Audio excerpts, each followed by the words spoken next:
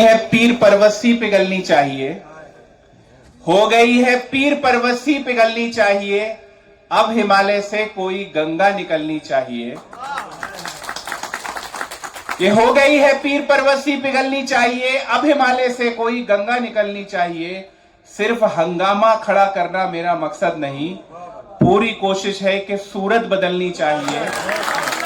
और मेरे सीने में ना सही तो तेरे सीने में सही, हो कहीं भी आग लेकिन आग जलनी चाहिए।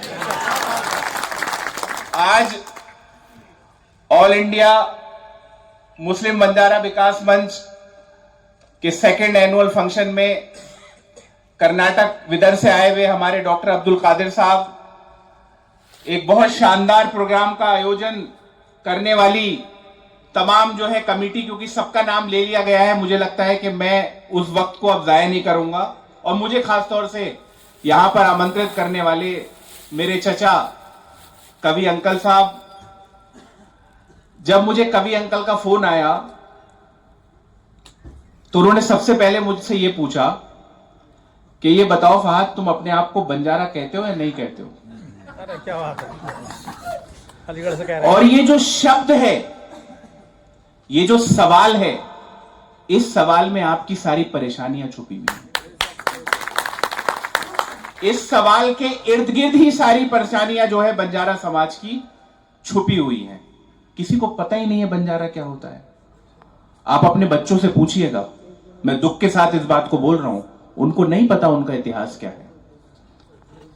उनको कभी कभी लगता है अरे हम बंजारा बोलेंगे तो हमको घुमंतू समझ लिया जाएगा, जबकि घुमंतू बंजारा होना भी कोई गलत चीज नहीं है, कोई गलत चीज नहीं है। और याद रखिए, कहते हैं ना कि जिस कौम ने खुद की हालत सुधरने का ही एहसास ना हो तो अल्लाह उस कौम को क्या ही सुधारने की कोशिश करेगा। जो सेल्फ इंट्रोस्पेक्शन ही ना हो जिस कौम को, तो आज लोगों को नहीं पता कि बंजारा क्या है, करते क्या है, उनका इतिहास क्या है, उनके सामाजिक रिश्ते क्या हैं, उनके कारोबार क्या है, वो किस तरह से शादियां करते हैं।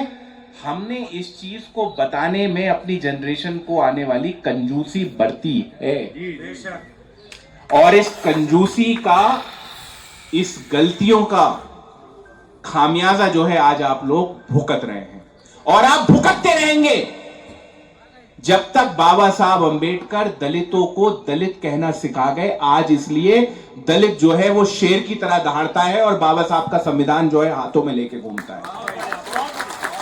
जब आपको अपनी पहचान से, आप सोचिए ना, मैं किसी का नाम नहीं लूंगा, मैं मुंबई में रहता हूं, बेहड़ी से मैंने शिक्षा हासिल की, सब लोगों ने शिक्षा की बात की, उसका महत्व क्या है सबने बोला। मैं आप उसका एग्जाम्पल देता हूं।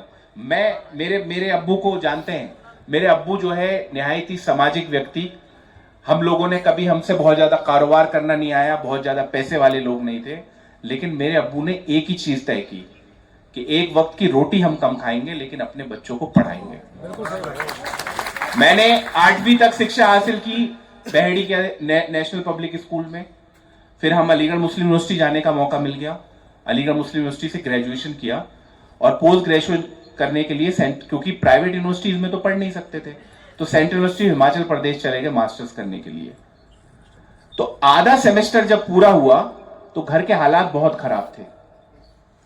मैं लौट के आया वहां से और मैंने अपने अब्बू से कहा कि मैं जाऊंगा अब कतर नौकरी करने।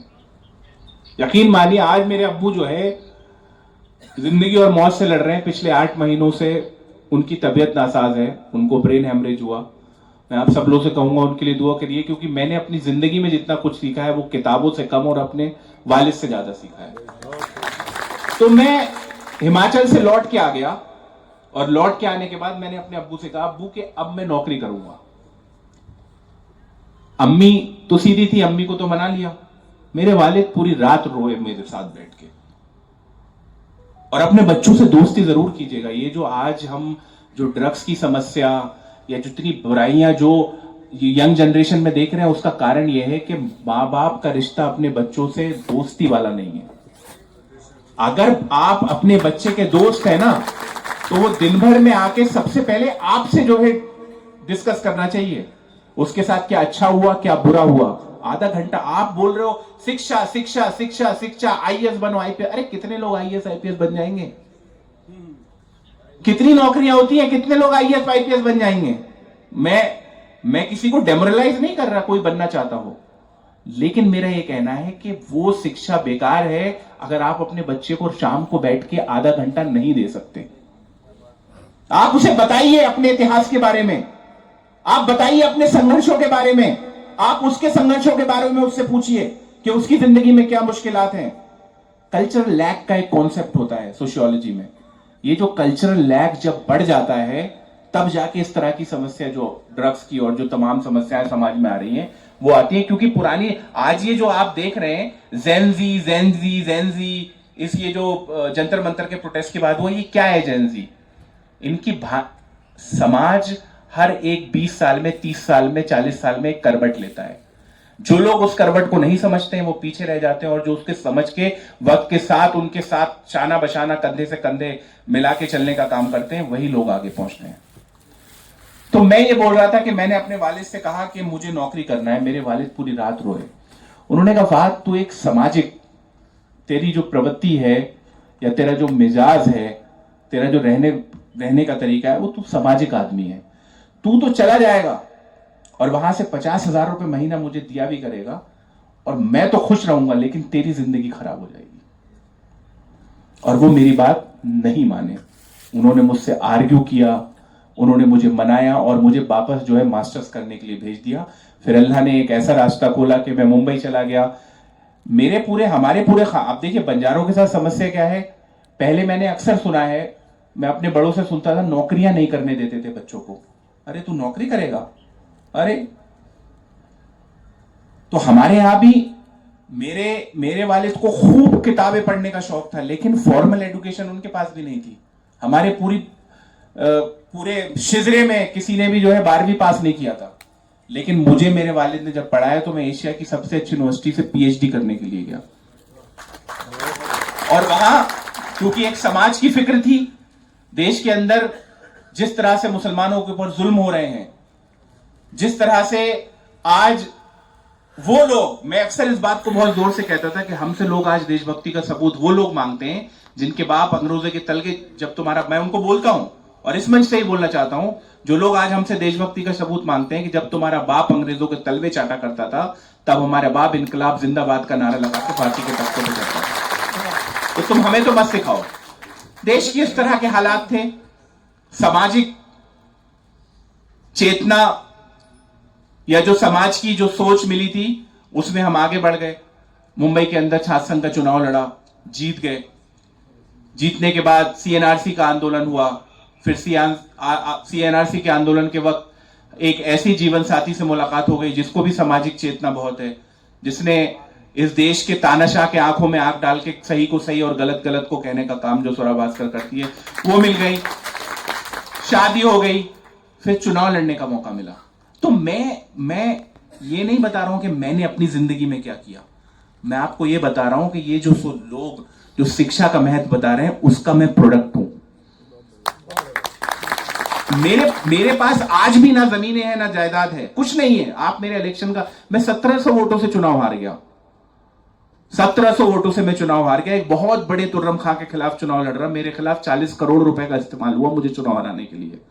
और दिल्ली के प्रधानमंत्री ऑफिस से भी आदेश दिए जाते थे कि ये लोग चुनाव ना जीत जाएं, क्योंकि ये लोग ना किसी से डरने वाले हैं ना किसी से झुकने वाले हैं, ये आंखों में हाथ डाल के। तो मेरा कहने का क्या मतलब है कि जो शिक्षा की यहां पर बात हो रही है, और शिक्षा की बात तो होती रहेगी, बहुत मंचों से हो रहा है। मुझे लगता है एक चेतना, डॉक्टर अब्दुल कादिर साहब, बहुत सारे ऐसे लोग जो हैं वो पूरे देश भर में काम कर रहे हैं। कहीं ना कहीं मुझे लगता है मुसलमानों के अंदर जो बच्चे, मुसलमानों के भी 3 फेजेस हैं अगर मैं आपको बताऊं। मैं ज्यादा बात बंजारा समाज पे करना चाहता था क्योंकि ये सारे टॉपिक तो आपको मिल जाते हैं। बस एक ही बात कहूंगा, 3 फेजेस में मैं मुसलमानों को हिंदुस्तान के देखता हूं। एक फेज 1947 से लेके 1980 तक का है। उस वक्त तो मुसलमानों को समझ में ही नहीं आ रहा था, क्या हमें चले जाना चाहिए था, क्या हमें रुक जाना चाहिए था, हमें क्या करना चाहिए था, क्या, एकदम कंफ्यूज्ड स्टेट ऑफ माइंड था। लेकिन फिर जब स्टेट स्पॉन्सर्ड कम्युनल राइट्स होना चालू हुए, चाहे वो भागलपुर हो, चाहे वो मलियाना हो, चाहे वो जहां पर भी जो स्टेट स्पॉन्डर, चाहे वो बाबरी मस्जिद, पोस्ट बाबरी मस्जिद, प्री बाबरी मस्जिद डिमोलिशन, शहादत के वक्त का जो दौर हो, उस वक्त मुसलमान एकदम हिल गया। उस वक्त फिर मुसलमान ने क्या किया कि मुसलमानों ने अपने, उनको समझ में आ गया अब कुछ नहीं कर सकते, अब शिक्षा का दामन थाम लो। तब से एक शिक्षा का दामन जब थामना चालू किया तो ये जो पूरे देश के अंदर सीएनआरसी का आंदोलन हुआ था ना, ये वही बच्चे थे जो 92 में पैदा हुए थे, 93 में, 94 में, 95 में, 90 में। ये वो जनरेशन आपकी निकली। उन्होंने कहा हम तुमसे अंग्रेजी में भी बात करेंगे, फ्रेंच में भी बात करेंगे, जिस भाषा में चाहोगे उस भाषा में बात करेंगे। इस देश में रहने का संवैधानिक अधिकार हमारा है और बाबा साहब अम्बेडकर के संविधान को हम मानते हैं। पहले ऐसा लगता था बुर्खा पहनने का मतलब तो ये हो गया, पिछड़ापन हो गया। लेकिन जब बुर्खा पहन के बच्चियों ने हमारे अंग्रेजी में सवाल पूछना चालू किए तो सुप्रीम कोर्ट के जो डेलीगेशन शाहीन बाग के प्रोटेस्ट पे आया था, उनकी आंखों से आंसू आने लगे। तो दो चीजें आप समझ लीजिए, यहां पर बहुत कम महिलाएं दिख रही हैं, आप समझ लो इस बात को। मैं इस बात को पूरी जिम्मेदारी से आपसे कह रहा हूं, जब तक भागीदारी हमारे औरतों की नहीं बढ़ेगी, उनके कल्चर, बुर्का पहन के आज देखो ना, बच्चियां जो है साइंटिस्ट हैं, बच्चियां डॉक्टर्स हैं। आप जाओ, बिदर जाओ, आप देखो जो है इनके यहां पे जाके, डॉक्टर साहब के यहां पे, कि कितनी बच्चियां जो है बुर्का पहनती हैं और कितनी जो है शानदार अंग्रेजी बोलती हैं और डॉक्टर्स बन रही हैं। जब तक बच्चियों की भागीदारी नहीं बढ़ेगी, आप उनको नौकरी कराना चाहते, नहीं कराना चाहते, उनका क्या करना चाहते, वो सवाल अलग है। उस सवाल के फैसले आप अपने घर पे लेते रहना, लेकिन उनको स्कूल अगर नहीं भेजोगे तो आप अपने मुस्तकबिल के साथ खिलवाड़ कर रहे हो। सिंपल सा फंडा है, एक घर में 10 लोग हैं, 5 लोग काम करते हैं और 5 लोग काम नहीं करेंगे, और एक घर में 10 लोग हैं, 10 के 10 लोग कंट्रीब्यूट करेंगे। कौन सा घर जो है कामयाब ज्यादा होगा? 10 वाला होगा ना। अब अगर 20 करोड़ मुसलमान हैं तो 10 करोड़ औरतें भी तो हैं भाई। सबसे ज्यादा सेक्स रेशियो तो अच्छा हमारा है ना, क्योंकि हम अपनी बच्चियों का कत्ल नहीं करते। क्योंकि जब इस्लाम की बुनियाद ये थी कि हजरत उमर जो है जब इस्लाम लेके आए तो वो रोया करते थे उन सारी चीजों को याद करके जो इस्लाम आने से पहले की थी, वो सबको पता है। तो मैं लौट के फिर से आता हूं कि बंजारा समाज के ऊपर मेरी, आप लोग बहुत मेहनत कर रहे हैं। मैं एक संगठन का राष्ट्रीय अध्यक्ष मैं भी हूं, राष्ट्रवादी कांग्रेस पार्टी युवा का मैं राष्ट्रीय हूं। मुझे मालूम है कि संगठन चलाना और संगठन बनाना मेढक तोलने जैसा काम होता है। एक को लेके आओ, जिसको लेके पहले आए तो दूसरे को लेने जाओ, पहले वाला भाग जाता है। और ये जो कुछ लोगों को बुरा लग रहा होगा कि ये इतने लोगों का सम्मान किया जा रहा था, ये जरूरी है। ये सर्टेन जब मोटिवेशन लोगों को मिलता है, उनको सम्मान महसूस होता है, तो वो कॉज से जुड़ते हैं। तो मैं ये नहीं कह रहा हूं कि हम 1 साल के अंदर बहुत कुछ अचीव कर लेंगे, कोई बात नहीं। जब आजादी की लड़ाई शुरू हुई थी या सर सैयद अली रहमान ने जब यूनिवर्सिटी बनाना चालू हुई तो उनको नहीं पता था कि वो इस एशिया का सबसे बड़ा रेजिडेंशियल इदारा बना देंगे। मत सोचिए क्या होगा, बेबी स्टेप्स लीजिए। मैं आप यहां पर, मेरा एक भाई अकरम बैठा है कि सबसे ज्यादा जो पिछले, अभी पता नहीं कहाँ है, हिंदी, हाँ ये अकरम भाई हमारे बैठे हैं। ये मैं तो आज इस प्रोग्राम में आया हूं, जब मैं अलीगढ़ पढ़ता था तब से बंजारा समाज को लेके पूरी चेतना, उसको लिखने का काम जो है ये करता है। ऐसे लोगों को आप जोड़िए और इनको क्या काम दीजिए, आप इनको बोलिए कि पहले तो ये 1 पेजर बनाए, बंजारे कौन होते हैं।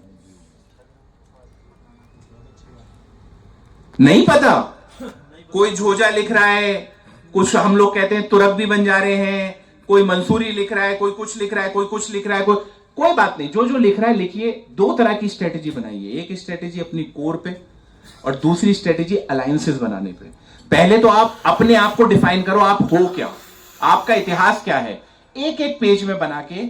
अब जैसे मान लीजिए डॉक्टर अब्दुल कादिर साहब आए, अब ये बंजारों पे कुछ बोलना चाहते हैं, क्या आज मैं बुराई, ये शुरुआत है, आज अगर हमारे पास वो लिटरेचर होता हम साहब के हाथ में दे देते, साहब हम ये लोग हैं, हमारी इतनी तादाद है, हमारे यहां पर ये कारोबार होते हैं। और एक चीज और मैं साहब आपको बंजारों के लिए बता दूं, ये घुमंतू से इनका कॉन्सेप्ट क्यों जोड़ दिया जाता है, जितना मैंने पढ़ा है, कोई मुझसे ज्यादा पढ़ा हो तो वो जानकारी हो तो मुझे सही कर दिया। असल में ये लोग जो है अंग्रेजों के हिंदुस्तान में आने से पहले इनका जो मेन काम था, जो ग्रेन्स का काम था, तो ये ट्रांसपोर्टेशन काम का ये जगह जगह जाते थे, और खासतौर से आर्मी की जो सप्लाई होती थी, सप्लाई चेन हुआ करती थी, वो उनको ये जो है ग्रेन सप्लाई करने का काम करते थे।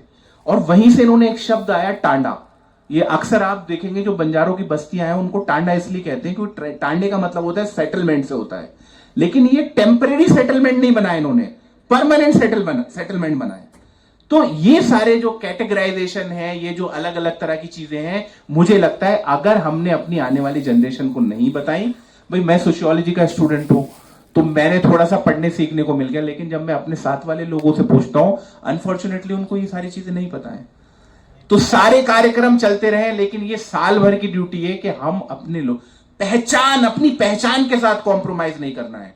वो एक शेर है ना कि बहरहाल तुमको मक्तल से गुजरना होगा, बहरहाल तुमको मक्तल से गुजरना होगा, हम बच भी गए तो किसी और को मरना होगा, और आने वाली नस्लों को बचाने के लिए जो भी करना है इसी दौर में करना होगा। तो जो बुनियाद आप डाल के चले जाएंगे, जो चेतना, और ये कोर होना चाहिए हमारी आइडेंटिटी का, ये सपोर्ट सिस्टम होना चाहिए। आपका एक बच्चा मुंबई जाके जो है चुनाव लड़ता है, पहचान बनाता है, लेकिन मुझे नहीं पता कि इतना बड़ा समाज है, इतना बड़ा हमारा, मुझे भी नहीं पता था कि इतना बड़ा हमारा मुझे नहीं थी जानकारी कि इतना बड़ा समाज है, इतने काम करें। मैं तो आता अपने बड़ों से और कहता चलो